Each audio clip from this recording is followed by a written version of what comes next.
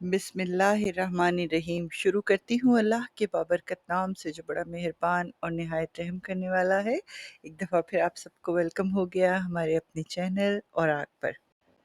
आज हम अंबिया अलैहिस्सलाम के सिलसिले में हज़रत इब्राहीम अलैहिस्सलाम के दूसरे फ़र्ज़ंद हज़रत इसहाक़ अलैहिस्सलाम का ज़िक्र करेंगे। तो आइए शुरू करते हैं। हज़रत इसहाक़ अलैहिस्सलाम के लिए हमें थोड़ा-सा हज़रत इब्राहीम अलैहिस्सलाम की लाइफ़ को भी दोबारा से ज़िक्र करना पड़ेगा। आपको याद होगा कि जब हमने हज़रत इस्माईल अलैहिस्सलाम का ज़िक्र किया था तो हमने बताया था आपको कि हज़रत इस्माईल अलैहिस्सलाम की उम्र मुबारक काफ़ी ज़्यादा हो गई थी जब उनके यहाँ कोई औलाद नहीं थी, और उनकी पहली शादी उनकी चचाज़ाद बहन हज़रत सारा अलैहिस्सलाम से हुई। और हज़रत सारा अलैहिस्सलाम ने हज़रत इब्राहीम अलैहिस्सलाम के दिल की ख़्वाहिश को जानते हुए उसके एहतराम में अपनी एक कनीज़ को उनके निकाह में दे दिया था।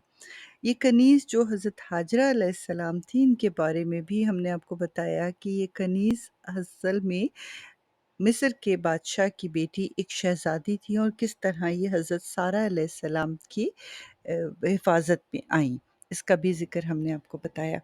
और अल्लाह ताला ने इस शादी के 1 साल के बाद ही हज़रत इब्राहीम अलैहिस्सलाम को हज़रत इस्माईल अलैहिस्सलाम से नवाज़ा। लेकिन फिर बादअज़ा हज़रत इब्राहीम अलैहिस्सलाम अल्लाह के हुक्म से हज़रत इस्माईल और हज़रत हाजरा अलैहिस्सलाम को एक सहरा में छोड़ के चले गए, और बाद में किस तरह से वहाँ पे ज़मज़म अल्लाह ताला के हुक्म से शुरू हुआ और किस तरह से हज़रत इस्माईल अलैहिस्सलाम ने अपनी ज़िंदगी का आगाज़ किया। हज़रत इब्राहीम अलैहिस्सलाम के ही ज़िक्र में आपको उनके भतीजे हज़रत लूत अलैहिस्सलाम का ज़िक्र भी मिला, और बादअज़ा हमने हज़रत लूत अलैहिस्सलाम के बारे में भी बहुत डिटेल से पढ़ा कि किस तरह से उनको एक बस्ती की तरफ भेजा गया और वहाँ पे उनकी बस्ती को जो है वो एक गुनाह से बचाने के लिए अल्लाह ताला की तरफ से उन पे अज़ाब नाज़िल हुआ। तो ये सब वही ज़माने हैं जो इकट्ठे चल रहे हैं। तो हज़रत लूत अलैहिस्सलाम की बस्ती में अगर आपको याद होगा कि 4 फ़रिश्ते आए थे जो इंसानों के रूप में आए थे। तो कहा ये जाता है कि ये 4 फ़रिश्तों में से पहले ये फ़रिश्ते हज़रत इब्राहीम अलैहिस्सलाम के पास गए थे और उनको एक खुशखबरी सुनाई कि हज़रत सारा अलैहिस्सलाम के बतन से एक नबी या एक फ़र्ज़ंद पैदा होंगे जिनको नबूवत मिलेगी। हज़रत सारा अलैहिस्सलाम की उम्र मुबारका उस वक़्त 90 साल और हज़रत इब्राहीम अलैहिस्सलाम की उम्र मुबारका उस वक़्त 100 साल हो चुकी थी। और उस वक़्त जिस वक़्त ये खुशखबरी सुनाई जा रही थी, हज़रत इब्राहीम अलैहिस्सलाम के पहले बेटे हज़रत इस्माईल अलैहिस्सलाम जो हैं वो भी 13 साल या 14 साल की उम्र उनकी हो चुकी थी। हज़रत इब्राहीम अलैहिस्सलाम के पास जब फ़रिश्ते ये ख़बर लेके आए तो दोनों मियाँ बीवी को, हज़रत इब्राहीम और हज़रत सारा अलैहिस्सलाम को हैरत हुई, क्योंकि वो उम्र के उस हिस्से में थे जिस हिस्से में नॉर्मली औलाद का पैदा होना मुश्किल नज़र आता था। लेकिन फ़रिश्तों ने बताया कि ये अल्लाह ताला की तरफ से उनको खुशखबरी है और अल्लाह बेनियाज़ है। वो जो हुक्म दे दे वो किसी वक़्त भी हो जाता है। तो जब इस खुशखबरी को सुना के फ़रिश्ते फिर बाद में हज़रत लूत अलैहिस्सलाम की तरफ चले गए और उनकी कौम पे अज़ाब नाज़िल किया। हज़रत इस्माईल अलैहिस्सलाम जब इस दुनिया में आए तो हज़रत सारा अलैहिस्सलाम की उम्र जैसे बताया 90 साल थी। उन्होंने इनकी परवरिश की और माशाअल्लाह से हज़रत इसहाक़ अलैहिस्सलाम भी हज़रत इस्माईल अलैहिस्सलाम की तरह बहुत ही बरगज़ीदा थे। यहाँ पे 2-4 बातें हैं। हज़रत इस्माईल अलैहिस्सलाम की ज़िंदगी में ये भी कहा जाता है कि ये वो साल था जब हज़रत इसहाक़ अलैहिस्सलाम की पैदाइश हुई। तो जिस साल हज़रत इस्माईल अलैहिस्सलाम ने और हज़रत इब्राहीम अलैहिस्सलाम ने खाना काबा की बुनियाद रखी। یا اس کی تعمیر کی۔ یہاں جو بات قابل ذکر ہے، حضرت اسحاق علیہ السلام کی زندگی سے بہت سی باتیں کنفلکٹ کرتی ہیں، مسلمانوں کی اور یہودیوں میں اور توریت میں، اور اس میں جو کنفلکٹ پیدا ہوتا ہے وہ یہ ہے کہ یہودیوں کا کہنا یہ ہے کہ حضرت اسحاق علیہ السلام حضرت ابراہیم علیہ السلام کی اکلوتی جائز اولاد تھے، اور ان کا یہ بھی کہنا ہے کہ جب حضرت ابراہیم علیہ السلام کو حکم ہوا تھا کہ وہ اپنے بیٹے کو ذبح کر دیں، تو جو ذبح ہونے والا بیٹا تھا یا جو ذبیح اللہ تھا وہ حضرت اسحاق علیہ السلام تھے، جبکہ ایسا تاریخ میں جو سچائی ہے اس میں ممکن نہیں ہے، کیونکہ ذبیح اللہ کا جو واقعہ تھا وہ تعمیر کعبہ سے پہلے کا ہے، اور تعمیر کعبہ وہ سال ہے جس میں حضرت اسحاق علیہ السلام کی پیدائش بتائی جاتی ہے۔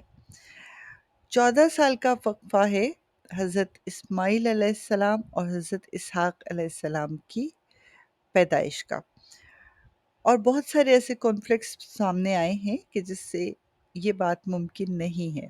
بہرحال ہم مسلمان ہیں الحمدللہ، اور ہمارے لیے دونوں حضرت اسماعیل علیہ السلام بھی، جو ہمارے آقا دو جہاں نبی اکرم صلی اللہ علیہ وسلم کے جد امجد ہیں، اور حضرت اسحاق علیہ السلام بھی جو ایک پیغمبر اور برگزیدہ نبی ہیں، قابل احترام ہیں۔ بہرحال کہا یہ جاتا ہے کہ جس وقت حضرت ابراہیم علیہ السلام کو حضرت اسحاق علیہ السلام کی خوشخبری سنائی گئی، تو اس کے بعد حضرت یعقوب علیہ السلام کا بھی ذکر کیا تھا فرشتوں نے کہ یہ دونوں ہی آئیں گے۔ جو چیز ہمیں ملتی ہے حضرت اسحاق علیہ السلام کے لیے کہ وہ برگزیدہ نبی تھے اور اپنی قوم کو اللہ کے احکامات سناتے رہے ہیں، ان کے ہاں 2 بیٹوں کی ولادت ہوئی۔ ان کی شادی 40 سال کی عمر میں ایک رقیقہ نام کی خاتون سے ہوئی، اور ان کی جو بیوی تھی وہ انہوں نے 2 بیٹوں کو جنم دیا۔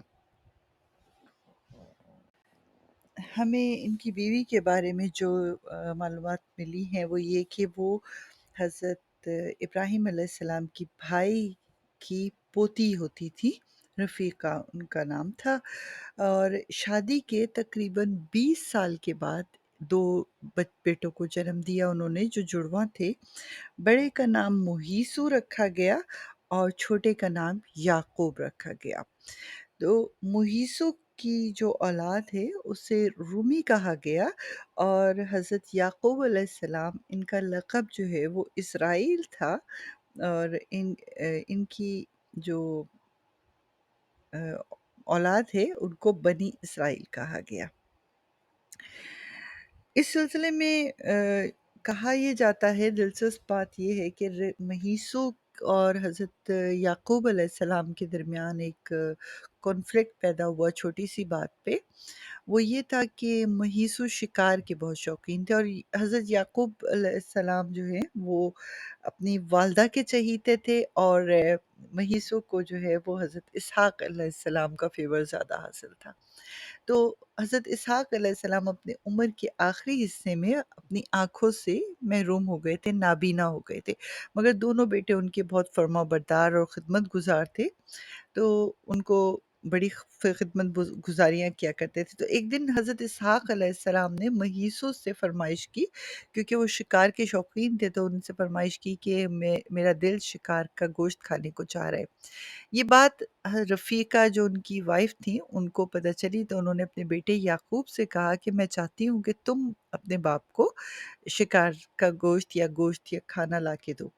اب مہیسو تو چلا گیا شکار کرنے، ادھر یعقوب علیہ السلام نے اپنی والدہ کے حکم کے مطابق ایک بکرا ذبح کیا اور اس کو بھون کے لا کے حضرت اسحاق علیہ السلام کے سامنے رکھ دیا۔ آپ نے اسے تناول فرمایا اور ساتھ ہی ساتھ دعا دی کہ جو ایک باپ اپنے بیٹے کو بہترین دعا دے سکتا ہے کہ تمہیں پاک اور ایمان والی اولاد ملے اور تم ترقی کرو۔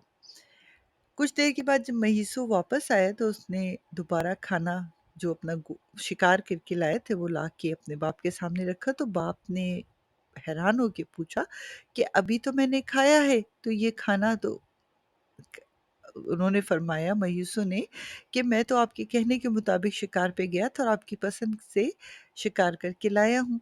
تو حضرت اسحاق علیہ السلام فوراً سمجھ گئے اور انہوں نے ان کا کھانا بھی تناول فرما لیا، لیکن اس بات نے مہیسو کے دل میں ایک درار ڈال دی اور انہوں نے ارادہ کر لیا کہ وہ حضرت یعقوب علیہ السلام کو قتل کریں گے یا ان کو نقصان پہنچائیں گے۔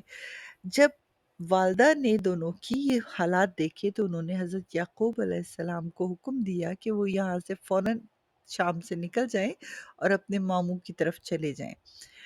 حضرت اسحاق علیہ السلام بھی اس حالات کو جانتے تھے، تو انہوں نے بھی حضرت یعقوب علیہ السلام کو ملک شام سے ہجرت کر جانے کا حکم دیا ہے۔ ہم اس سے آگے کیا ہوا یہ واقعات ہم انشاءاللہ حضرت یعقوب علیہ السلام کا قصہ جب لے کے آئیں گے تو آپ کو ضرور سنائیں گے۔ یہاں کیونکہ ذکر ہمارا حضرت اسحاق علیہ السلام سے ریلیٹڈ ہے تو ہم پھر دوبارہ اسی بات کو لے کے آتے ہیں۔